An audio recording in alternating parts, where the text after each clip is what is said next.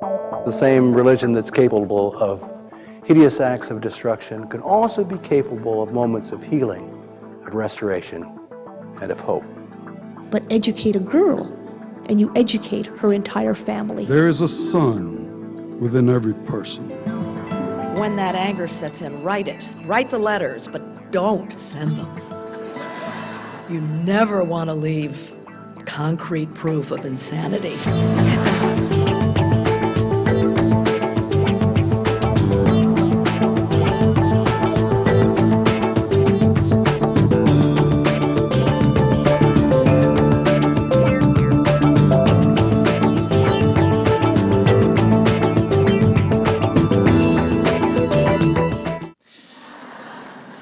So it is truly my pleasure to introduce Professor Jeffrey Sachs, one of the most influential international economists and public intellectuals of our time. He is known both for his early work restructuring national economies and his current efforts as a champion of global poverty reduction. A tenured full professor at Harvard, before turning 30, he was he was part of a small group of young intellectual economists called upon by troubled governments to advise them on what were then some of the world's most daunting economic challenges.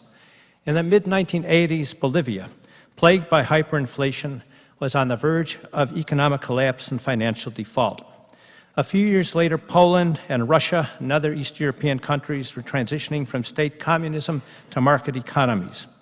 Jeff and his colleagues called for strong, decisive solutions, including the release of price and currency controls, along with economic privatization and a vastly reduced role for government. This approach came to be known as shock therapy. Yet Jeff had also called for measures to ease the shock part of the treatment, including forgiving past loans and providing foreign financial assistance. While the shock part was often followed, the therapy part was often ignored. And as he recounts in his writings, the lessons he learned from these efforts led him to an appreciation of the limits of purely market-based solutions and the role that governments should play. Today, he is one of a handful of leading economists who challenge the orthodoxy of what is called market fundamentalism. Jeff Sachs has become a powerful voice for policies that would pull countries out of the poverty trap that condemns 1 billion people to lives of starvation, disease, and early death.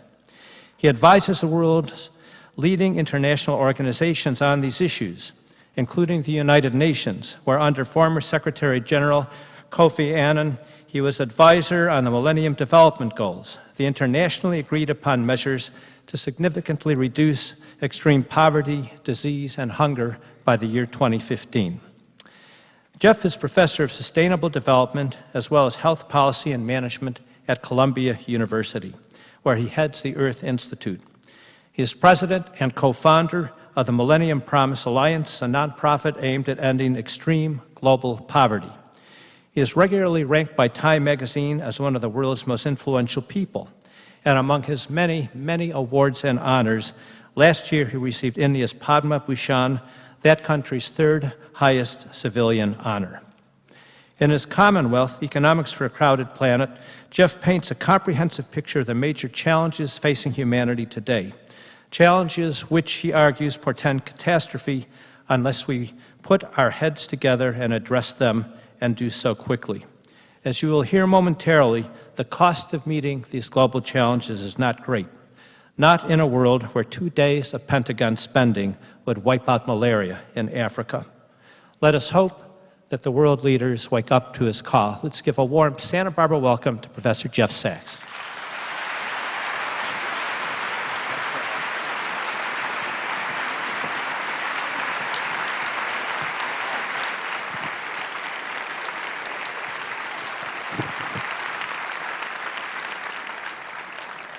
Amazing. That is a wonderful welcome, and what an incredible turnout and what a wonderful place. Richard, thank you so much, and thank you, Santa Barbara, for having me here today.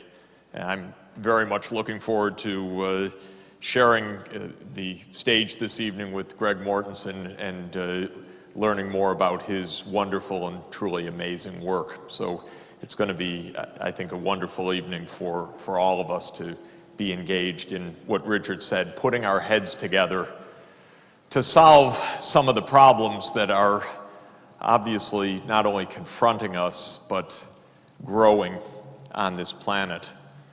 We have some daunting challenges, and indeed, I think it's a real sense that we have these days that problems do often seem to be spinning out of control.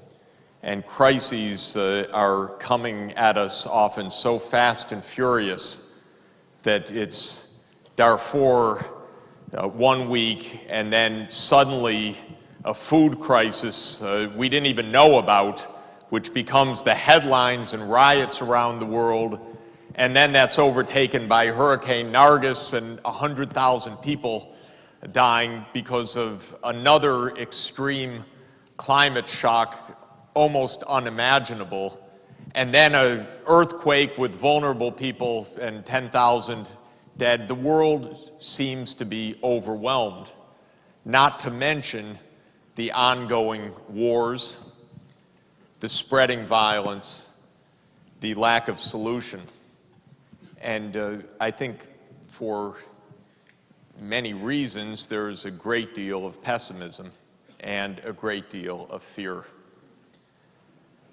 And I think we need to do a great deal of change if we're going to confront these challenges, because the sad part is that if we continue doing what we're doing in this country with the kinds of disastrous policies that we've had for the last 8 years, and the not so good policies that actually preceded it, let's be nonpartisan for a moment, though this administration does stand out with special accolades for mismanagement, no doubt about it. It is the worst, but we've not done so well in global problem solving for a while, and these problems have come upon us not in an utterly predictable way, but what I think is predictable is that if we leave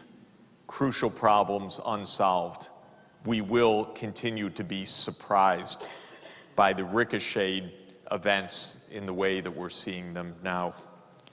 I hope in a few minutes I can share with you my understanding of the kind of situation we face in the world, why I think our generation has a unique challenge and a unique opportunity, why we are on a wrong course, and what kind of course could be an appropriate path given the challenges that we face. In my book, Commonwealth, I summarize this also in my own mind, essentially with one word. It's called Commonwealth Economics for a Crowded Planet. And I would put the stress on crowded for a moment. It's crowded in many senses, literal and metaphorical. In a literal sense, there are 6.7 billion people on the planet, of course, more than at any time in history. But not just that, we've gone through 2 centuries of a 10-fold increase of population. From the time that our modern economic era started, the industrial age, about 200 years ago till today, the population has roughly increased 10 times. We've not adjusted to that fact, to the fact that we have really filled every ecological niche on the planet, and we're in each other's faces as never before. And by the way, the population continues to grow, as I'll emphasize in just a few minutes, by about 75 million people net every year. That's not a small number, actually, and it's something that we have to account for. There's another sense in which we're crowded, and that is our ability to fill the world with human-made economic activity. This has increased even faster than our sheer numbers. Economists have a way of measuring the output produced by an economy, or by the world for that matter, in a given year. We call it a gross national product or a gross world product. And there are ways to adjust the very different prices and currencies around the world to come up with a common standard of measure, what we call purchasing power adjusted income. And by that measure, the average level of output in the world today is about $10,000 per person. And that averages the high-income countries like the United States, Europe, Japan, Singapore, Israel, and a few others, as well as the impoverished countries that Greg is going to talk about and I'll speak about as well. At the low end, which by these standards might be about $1,000 per person when adjusted for price levels, or in the way we would often talk about it, unadjusted, maybe $200 or $300 per person per year. Now, sticking with the average of $10,000 for 6.7 billion people, that means that our level of economic activity is $67 trillion per year worldwide, roughly $70 trillion. We never saw anything like this before. The capacity of human beings using a great deal of science and technology and ingenuity, after all, to be able to mass produce so much, move so many resources, indeed feed most of the 6.7 billion, not all by any means adequately, and create a level of well-being for large parts of the world, even those parts we call the developing world, unimaginable just a few decades, even in some cases just a few years before. But that $70 trillion is awfully crowded on the planet. It means an interconnected global economy where production systems, technology, the flow of goods, services, finance, ideas is connecting all parts of the world. All this discussion about whether we're in favor of trade or not in favor, by the way, this is campaign talk, because we're in a world economy. We're in a global production system. The only way we get out of that is disaster. There's no sound, smart way out of that. We're already interconnected in our needs, in what feeds us, in our modes of economic production. And it's going to become more so, again, short of disaster, which, of course, is our ultimate point to avoid. I don't think we've adjusted very well to this level of economic activity and population, because if the population has gone up tenfold, the level of economic output per person has increased perhaps 20-fold from the start of the industrial era. It's not even an exactly sensible comparison, because we do things that weren't even done before, but on rough standard, perhaps 20 times. And so maybe we've had a 200-fold increase of human economic activity and throughput, and with huge implications for the planet. In fact, we've arrived at such a stunning level of economic activity and with certain characteristics now that we are at profound risk, and that's what I'd like to describe. We also are at a moment of profound opportunity as well. That's the paradox of our time. On the opportunity side, before we get to the risks, what's happening in the global economy in many ways is dramatically heartening. And that is that we've arrived at $10,000 per person because in this interconnected global economy, the chances for the poorer countries, on average, to be able to benefit from the technological advances in the world are greater than ever. And this has given the potential for very poor places to narrow the income gaps with the richer countries, not by dragging us down, but by pulling up formerly desperately poor parts of the world by raising their productivity and thereby increasing their living standards. This is a process that economists call convergence. And convergence has been taking hold and actually intensifying since the Second World War.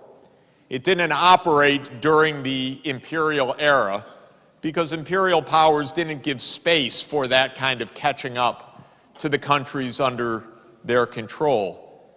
And because the conditions, the spread of technology, transport, communications, and so forth, weren't as favorable as they are now. But in today's world of sovereign nations, open borders if we have them, and peace, the chance for technologies to spread to all parts of the world and to benefit all parts of the world are astoundingly strong, even in the poorest places in the world in many cases. In Africa, where I just returned a few days ago from a trip to some of the poorest regions of Africa, cell phone coverage is now about 200 million subscribers on a market basis. Now, at the same time, there are people that don't have enough food to stay alive, so it's a complicated picture. But technologies are diffusing at an astounding rate. This has allowed a place like China, although there is no place like China other than China. So let me just say, this has allowed China, a civilization unto itself, 1.3 billion people, 22% of the world's population, to experience 10% per year economic growth for 30 years. Now, what does that mean? If you put money in the bank and it grows at 10%, it will double in 7 years. If an economy is growing at 10% per year, it doubles in size in 7 years. If you do that 30 years running, that's 4 doublings. That means 2 times 2 times 2 times 2. That means that China's economy has had a 16-fold increase for 1.3 billion people since Deng Xiaoping declared that to be rich is glorious and opened the economy after Mao's death. This is a defining moment in the world. It means a lot of things. One thing it does mean for us is that the center of gravity in the world is shifting from where it has been for at least the last 2 centuries, the North Atlantic, to the Pacific Basin, enjoy it, Santa Barbara, and to Asia, which has more than half of the world's population, so it's not surprising that it will have more than half of the world's production and output in the course of the 21st century as this kind of convergence continues. India, of course, it's not growing at quite the pace, and it's just a little baby. It's only 1.1 billion people, not 1.3 billion people. But it's growing at about 7% per year, which is a doubling time of 10 years. And that's been going on now for nearly 20 years. And so that's a 4-fold increase with a lot more to come. So that big $70 trillion economy that I mentioned, the good news is that there is not what's sometimes stereotyped as the rich getting richer and the poor getting poorer, nor is it true that the poor are getting richer and the rich are getting poorer, which is how our election rhetoric sometimes makes it sound, because we have gotten richer in real terms in this country, actually quite considerably so over the last 30 years. What's happened on average is actually a bit better, which is that the rich have been getting richer, and the poor, on average, have been getting richer as well, and even faster than the rich, so that the gap has been narrowing. And that's how we got to $70 trillion. And indeed, the growth of the world economy has been so fast that on average, taking the modest step-by-step growth of the technology leaders like the United States and the galloping growth of the technology followers who are able to grab those technologies that they never had before and catapult themselves up to a higher level of productivity, has meant an average growth in the world economy of 5% per year. That, ladies and gentlemen, is a doubling time of 14 years, which means if we continued at 5% per year, our 70 trillion world economy in the year 2022 would be a $140 trillion economy, if that could just continue. Now, that all sounds okay, just a couple of problems. One is, it can't continue that way, at least not with the technologies we have, because we're going to break the planet before we succeed in carrying on this kind of growth for much longer. And we're already seeing some profound strains just now. The $126 barrel in oil, though I didn't check the ticker before today, or as of today's closing, and the tripling of food prices in international markets in the last year is a sign and a harbinger of risks of how we're pushing against certain limits right now that mean that a simple extrapolation is not possible. There's another blemish in this story.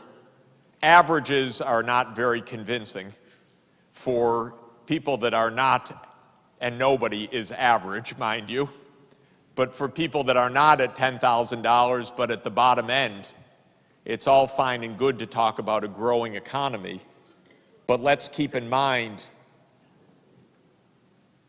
actually even try to get into mind the basic truth that 10 million children died last year of being too poor to stay alive.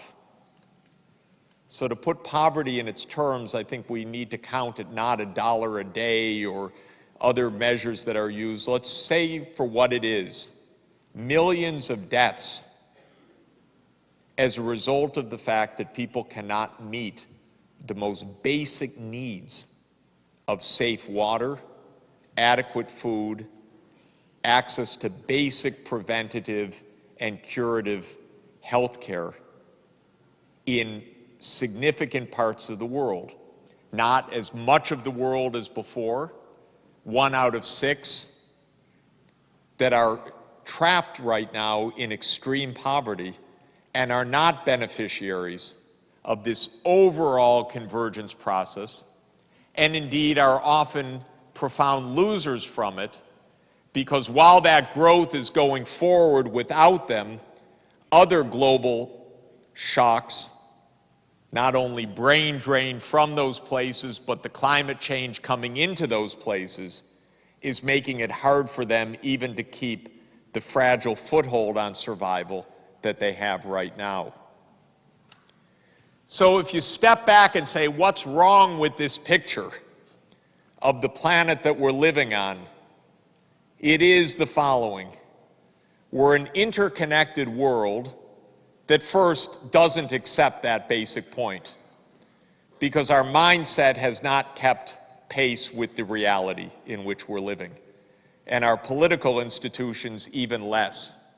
The last place to ask is Washington. Second, while there is a lot of economic development taking place, there are parts of the world that are trapped in the most extreme duress. Duress so severe, it's hard for us to imagine.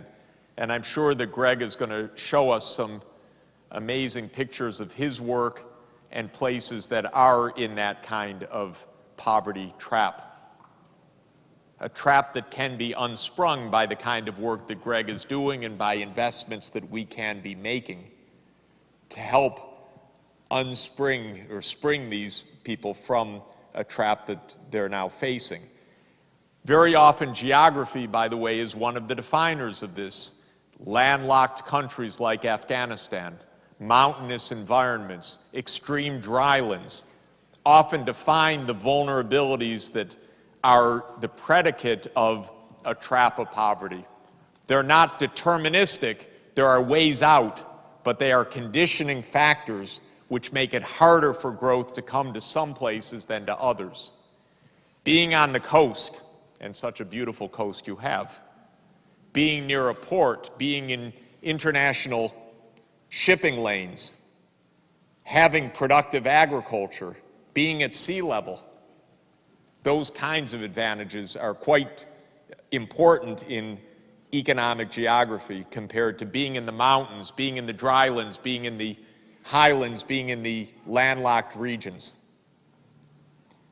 And then comes perhaps even a harder challenge, and that is unlocking the poor from poverty is the most urgent of our challenges without question, because that's life and death.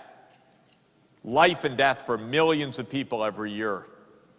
And the difference of the struggle over life and death for hundreds of millions on the planet. But the economic growth now has also reached an almost existential crisis for the planet as well. We have not adjusted to the reality of a $70 trillion world economy, much less one that continues to have underlying tremendous dynamism for even greater economic throughput in the future, especially as India and China and Brazil and other currently low-income countries increase their economic output. What's happened is that our skill, our technology has become so vast that we have overtaken many of the most crucial of the Earth's physical systems, and we've hardly recognized it. And we're doing things on the planet that we don't even know that could be of profound risk to us. We know some of them, but I'm sure we don't know others. We didn't know until it was almost too late that we were destroying the ozone level, stratospheric ozone, because the chemicals that we're doing it, the chlorofluorocarbons, were deemed by almost all chemists to be inert, safe refrigerants and aerosols, and it was only the brilliant work of 3 scientists that uncovered how these CFCs would interact in the stratosphere to deplete the ozone level. It was almost an accidental discovery. It wasn't a hunt to solve a puzzle. It was an accidental realization that we were at risk, and then a NASA satellite photo which proved it. We were extraordinarily lucky. What we can be sure is that we're posing pressures on the planet now of absolutely unprecedented magnitude. And we've not adjusted our social and technological and economic systems to understand how to handle this. One of these scientists that contributed to the discovery of the ozone depletion, Paul Crutzen, has coined a phrase which I believe we all ought to use to understand this, a very incisive way of describing it. And that is, if you live around geologists like I do, they talk about us having moved from the Pleistocene, the Ice Age, to the Holocene, which is the post-Ice Age era of the last 10,000 years, the era of agriculture and all the rest of human history, recent history. But Crutzen says, no, we've moved from the Holocene to the Anthropocene. And by Anthropocene, he means the geologic age dominated by man, anthropos. So we're now living at a time when the Earth's physical systems are actually under the forcing, as they call it, of our human activities. We know it because we've learned about it with respect to greenhouse gases, and especially carbon dioxide emissions, which is about 3/4 of the radiative forcing of the greenhouse gases. Burning fossil fuel and deforesting, now in the tropics, emitting 36 billion tons of carbon dioxide into the air, means that human beings are now raising the carbon concentration, and we've done that 1/3 relative to the pre-industrial level. And we're on a path now of accelerating increase of carbon dioxide concentrations, such that if we just continued what we're doing at the current arithmetic rate of raising carbon concentrations 2.4 parts per million, by the end of this century, we would have doubled the pre-industrial concentration of carbon dioxide. And virtually all science tells us now this would be profoundly threatening to millions of species and to our own well-being, if not survival. But because we're not just progressing at the same rate now, we're accelerating because of this economic growth, we'll reach that level in 30 or 40 years on our current trajectory. And, by the way, we just wasted 8 years doing zero about it.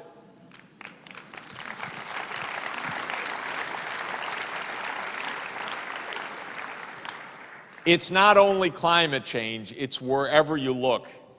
It's habitat destruction, because we're now using about half of the photosynthesis potential of our planet for our species, thank you, and we are pushing the rest of the species right off the planet because we are appropriating our food and our fiber and our wood products and our other needs for us. 6.7 billion people, $70 trillion economy, soon to be $140 trillion economy. We want more stuff. We've taken over the nitrogen cycle because to feed 6.7 billion people requires a lot of nitrogen input. And that comes from nitrogen-based fertilizers. Organic farming could not do it. To keep people alive, we need chemical fertilizers. We now place more nitrogen into the soil than nitrogen-fixing bacteria, lightning, and other physical processes. And this, of course, is having huge effects on the safety of the water supply, on our estuaries, where there are 30 dead zones around the world that come from the eutrophication process as the nitrogen gets concentrated by the rivers and then into the discharge into the seas, as in the Gulf of Mexico. We've taken over the hydrological cycle, the water cycle. There are 60,000 dams on the planet now. California depends on this.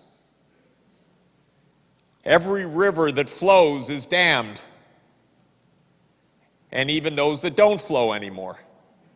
And many big rivers don't reach the ocean anymore, of course, all over the world. The Yellow River, the Ganges, and many, many others. We couldn't double the amount of water diversion anymore on the planet because it's not available anymore. There are other things we can do, harvesting rainwater more effectively, but these days, if you build a dam, in most parts of the world, it's a zero-sum struggle between upstream and downstream now. Who gets it? Not simply utilization, but actually one versus the other. We have rearranged the biogeography on the planet with invasive species. And of course, all of this has put millions of species at risk of survival. Amphibian populations, pollinator populations being decimated now. Fisheries around the world being overfished in virtually all parts of the world. So here we are. We've discovered wonderful things that can extend life expectancy. I think most of us like the way we live, and we'd like it to be sustainable. I'm a big fan, by the way, of electricity because I work in places without it, and I see how children die when there's no electricity, or I see how there's no safe water when there's no pump, or I see how mothers spend 8 hours a day collecting water, fetching 20-kilogram, 44-pound jugs of water, walking hours every day because there's no pump and electricity. I'm a big fan of economic development. I don't regard it as frivolous. I like chemical fertilizer, by the way, because I know in the oxisol tropical soils that we're working in, that when you add a bag of urea, the crop triples, the children stay alive, and the family has an income. Those are all good things. I believe that their aspirations for economic improvement are legitimate, and I would like to see that happen and succeed. And so I view the problem that we're facing as not a problem of our immorality, because I don't think that's the issue. I don't think using fossil fuel is immoral, by the way. I think it has the unfortunate side effect that carbon dioxide happens to be a greenhouse gas that, because of quantum mechanics, captures infrared radiation. But I don't view that as a moral issue. I view it as bad luck in a way. But I do view it as something that we have to do something about. So my view is that our generation's challenge is sustainable development, with an equal emphasis on both words. Development, meaning economic improvement, rising material well-being, extension of electricity and roads and cars and transport, I view as an understandable and good thing, especially in the poor parts of the world, and something that's important to happen. At the other hand, the physical reality of a crowded planet says that we literally cannot sustain what we're doing.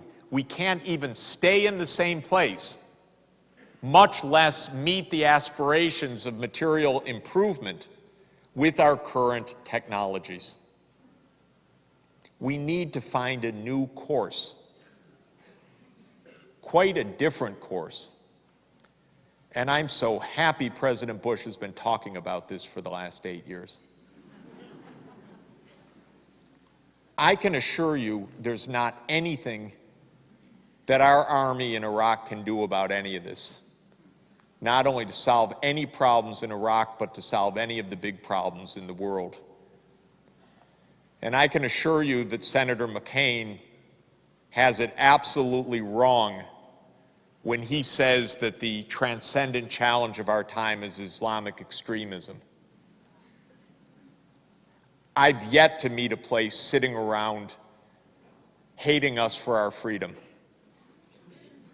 People are not sitting around, they're wondering where their water's going to come from, where their next meal's going to come from, whether their children can be in school, like the schools that Greg Mortensen is building, whether they can get health care if a mosquito transmits a bite of malaria, or whether 1 million children will continue to die for a disease that is 100% treatable for an 80-cent dose of medicine.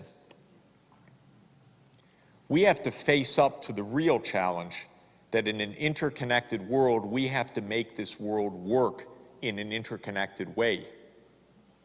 And that means able to recognize and support the aspirations of all parts of the world for prosperity to stay alive, for a chance at betterment, and to do it in a way which just observes the physical arithmetic of our planet, the capacity of the air, the oceans, the land, to support us and other species. This would be a pretty dismal place to stop this kind of, or to end, and my time's up. And so let me tell you quickly, it isn't a dismal picture for the following reason. All that prowess which has brought us the ability to feed 6.7 billion people, or at least, let's say, 5.8 billion people, and the others struggle for the food they need. And all that prowess which has brought us to a $70 trillion world economy is also available for us finding a pathway to sustainable development. Yeah. Yeah.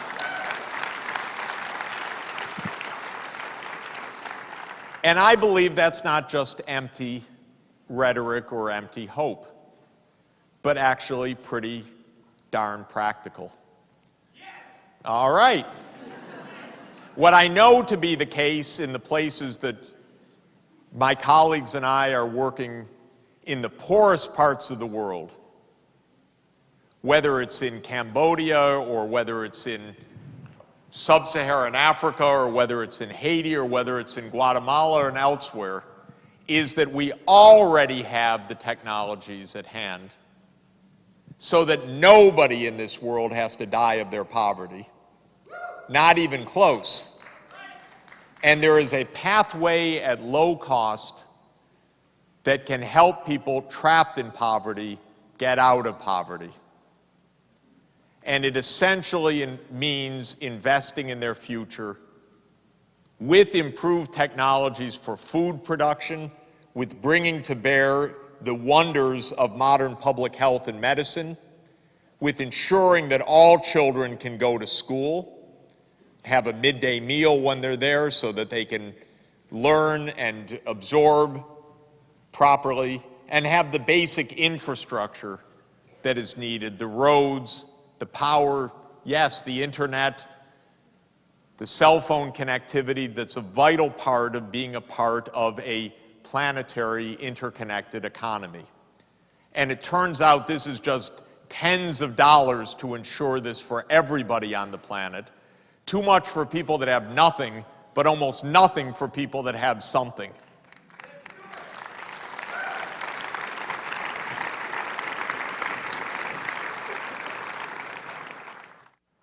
I was going to give you one health example, if I might. Richard already alluded to it, but let me just do one bit of arithmetic for you before I finish up. Malaria will kill, as I said, 1, even 2 million children this year. It is largely preventable by an insecticide-treated bed net. Okay? It's 100% treatable if you get the infection, despite having a bed net, by a medicine, artemisinin and combination therapy, 80-cent dose for 3 days for a child. There are about 600 million people in Africa that live in the malaria transmission zones. And there are 300 million bed nets, approximately, that are needed. On average, it's 300 million sleeping sites in the malaria transmission zones. Everyone should be protected. These bed nets are now engineered so that they cost $5 per bed net to last 5 years. My PhD has come in handy here. Multiplication. 5 times 300 million, $1.5 billion cost for 5 years coverage. We are now spending every day on the Pentagon $1.9 billion. 1 day's Pentagon coverage, 1 day, would provide anti-malaria bed nets for all of Africa for 5 years. So my specific policy recommendation is the Pentagon take next Thursday off. All right?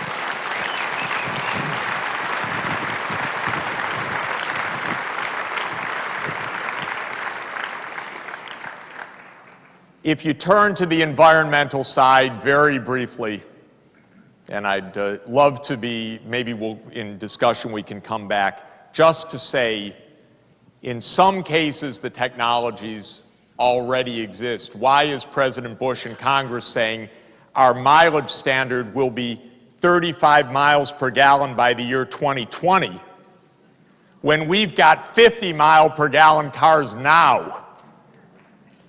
This is what's wrong. But there are many transformative technologies that are close to being brought to bear on a large scale, the solar thermal in the Mojave Desert, which could provide electricity more than half of America's needs without any emissions at all, for example. That with a bit more investment in science and technology can be brought to bear on a huge scale. We've lost the time, but we've not lost it all. We wasted 8 years, but we can still get started. Let me end, if I could, with a few quick suggestions for the next president. Why not? Here's my memo for January 21st, 2009. Presumably there will have been a nice ball the night before, and now it's time to get down to work. 10 quick points. 1, end the Iraq War now.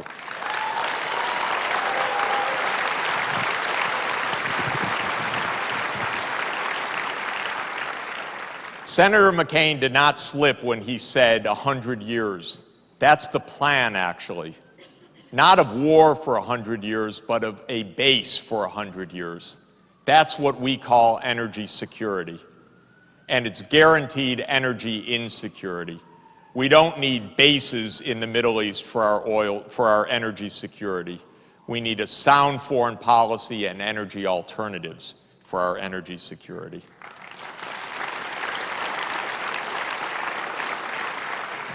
So that's already, let's put aside $200 billion a year saving. Thank you. Second, like it or not, we're going to end the Bush tax cuts. We've got to.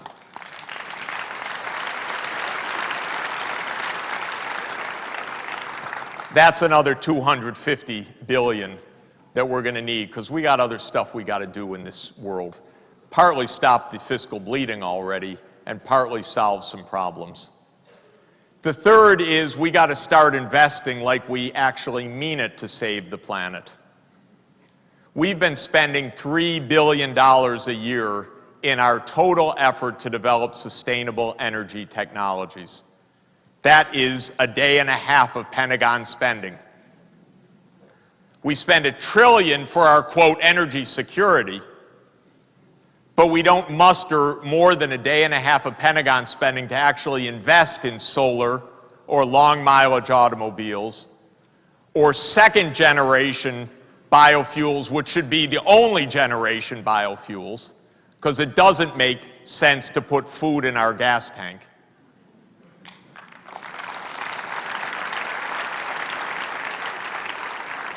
So I think we need a National Institutes of Sustainable Technology, like we have a National Institutes of Health.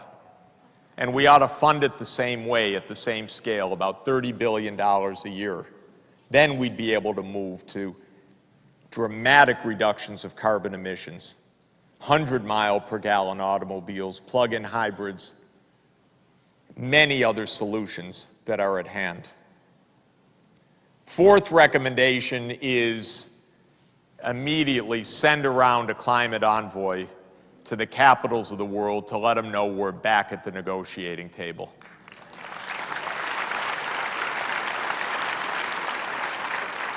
We have a treaty to finish under the Bali Plan of Action in Copenhagen by the end of 2009. I hope the next president's prepared even before January 21, but we're going to have to move fast, and the world is waiting for us, not to lead, by the way, just to partner, because that's what we need to do.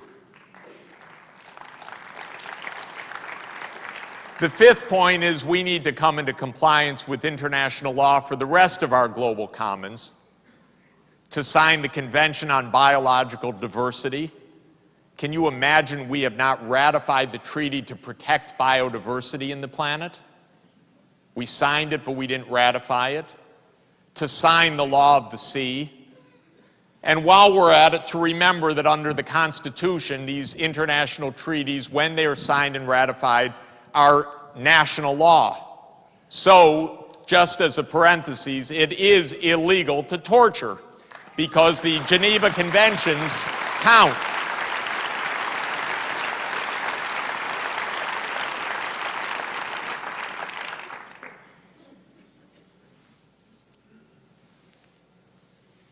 The sixth point is that I think we ought to quickly send around an invitation.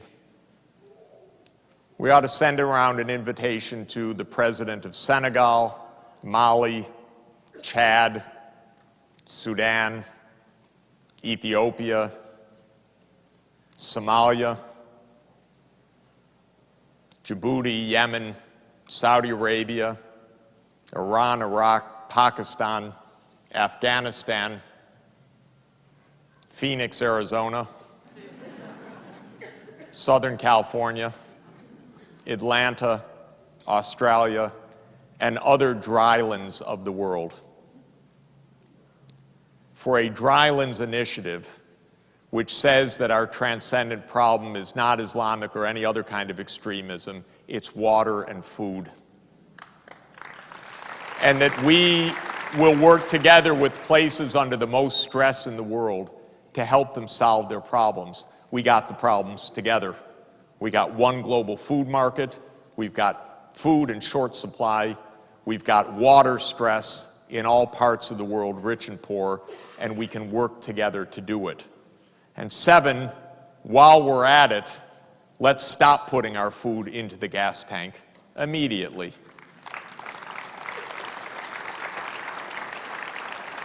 It was never, by the way, a very smart idea, but now it's really a dumb idea, and it needs to be ended. And it's costing us billions of dollars for a wrong-headed policy. 8, we ought to take seriously, again, the fact that 80 million, 75, 80 million people net population increase each year is not sustainable either.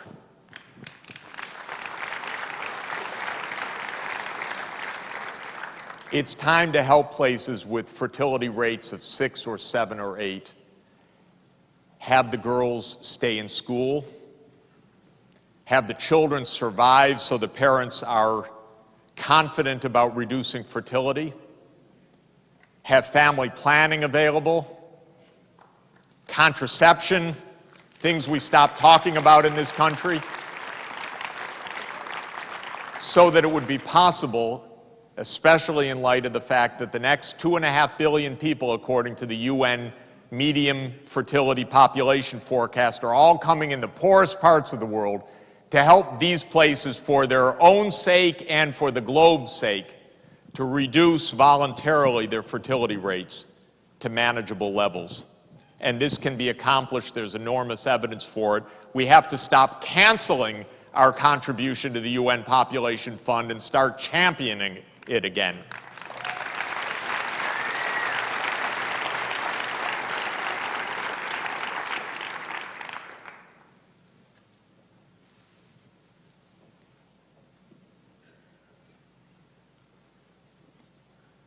And the last and most important point that I would raise is the need for the United States to get back on the side of the world in solving these problems, especially the poorest of the poor.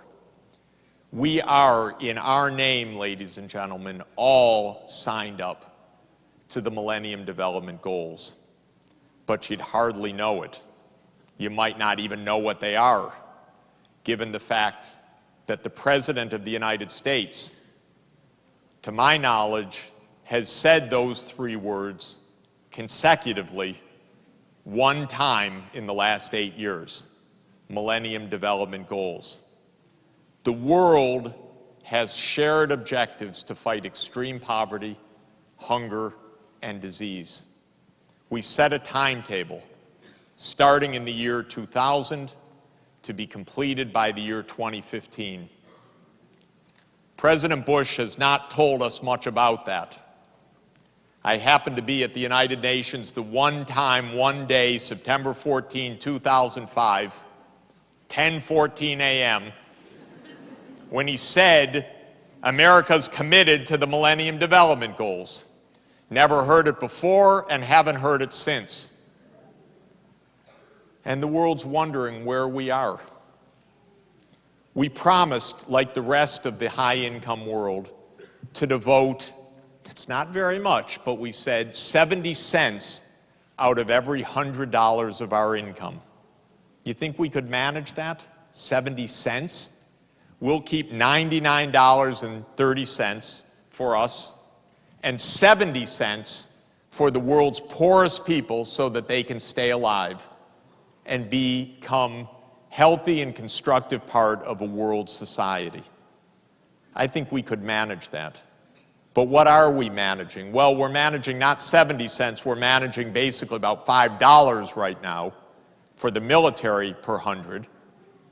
But when it comes to aid, we're managing 16 cents out of $100. The lowest level of all of the high-income countries in the world. The lowest ratio. And when you take out the part that's going to Afghanistan and Iraq and others in the war zone, often in shoeboxes of money for Halliburton and for Blackwater and others,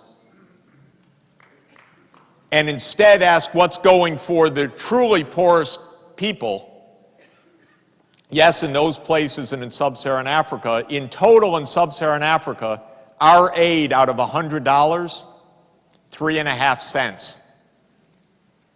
Then, by the way, after giving almost nothing, then we blame Africa for having squandered the aid that we didn't give them, which is a little bit nervy on our part.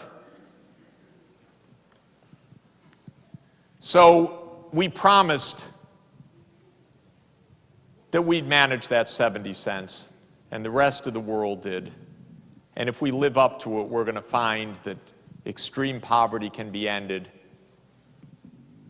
and not only to the benefit of saving millions of lives, but to the benefit of not facing a world where we face one shocking threat 1 week after the next, but rather where we have a world that is interconnected and secure because of that, and where enemies today, who might even seem irreconcilable enemies, become partners in a common cause. I want to see in this last point, I'd like to see the Millennium Development Goals in the inaugural address of the next President of the United States.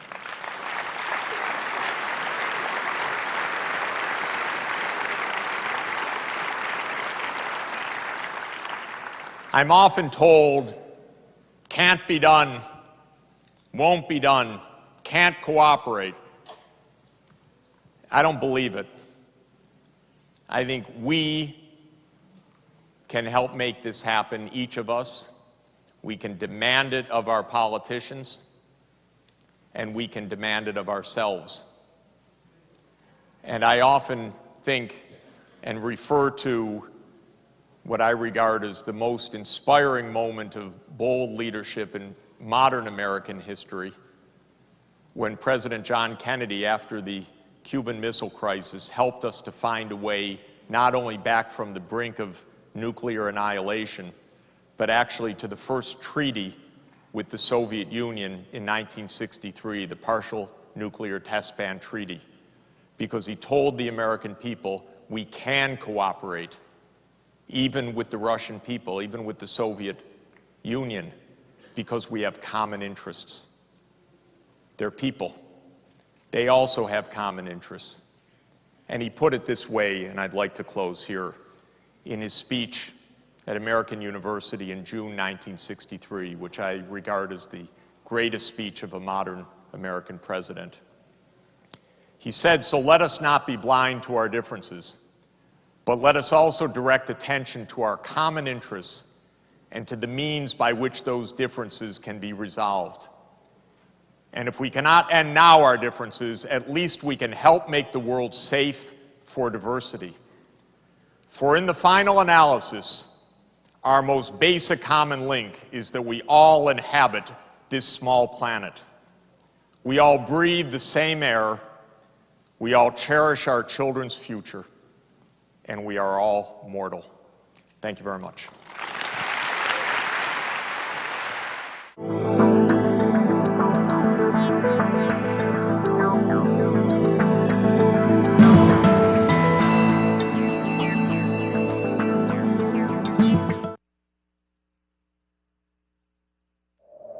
The same religion that's capable of hideous acts of destruction